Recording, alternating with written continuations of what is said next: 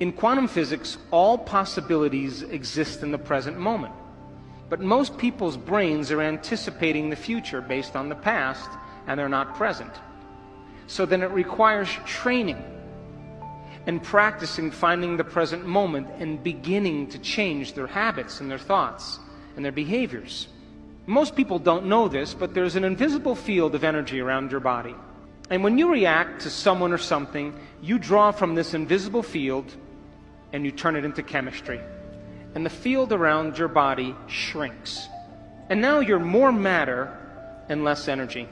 You're more particle and less wave. And most people then, when you are matter trying to change matter, you always try to force the outcome. You try to control the outcome. You try to predict the outcome.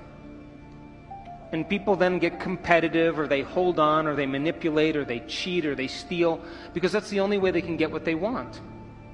But the quantum model of reality, when you are truly in the present moment, when a person begins to open their heart,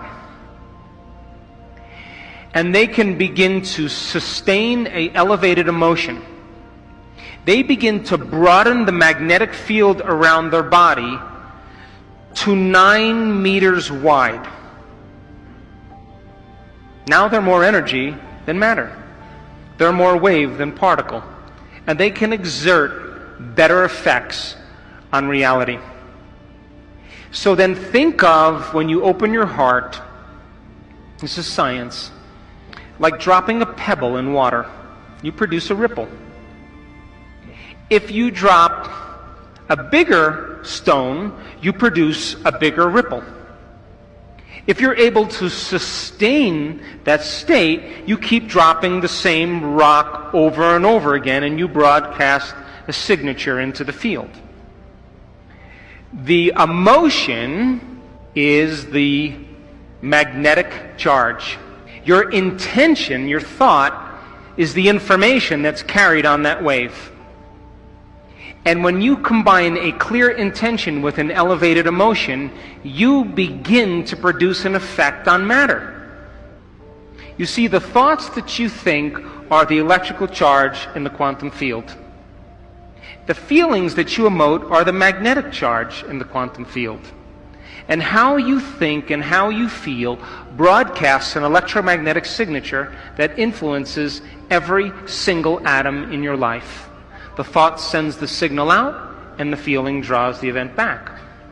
So if you're walking around your life feeling sorry for yourself and feeling like a victim, you are broadcasting that signature into the field.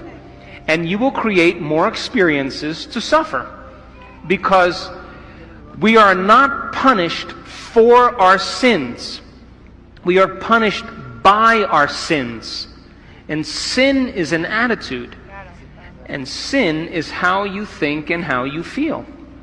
So then when you cause people to give up their guilt and their shame and their unworthiness and teach them how to open their heart and create coherent waves in their brain and in their heart, they are going to produce the miraculous. It takes training. And it takes practice. And it takes learning new information and deprogramming ourselves into believing that we're limited.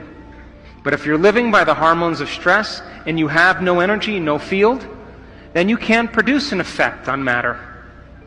So then, life is about the management of energy. And where you place your attention is where you place your energy. And if your attention is on the knowns and in the predictable future, or your attention is on the familiar emotions of the past, you are siphoning energy out of the present moment. And you have no energy to create with. And when you're able to do this and practice it really well, you will begin to do what's innately your birthright, and that is to create an unknown or wonderful experience.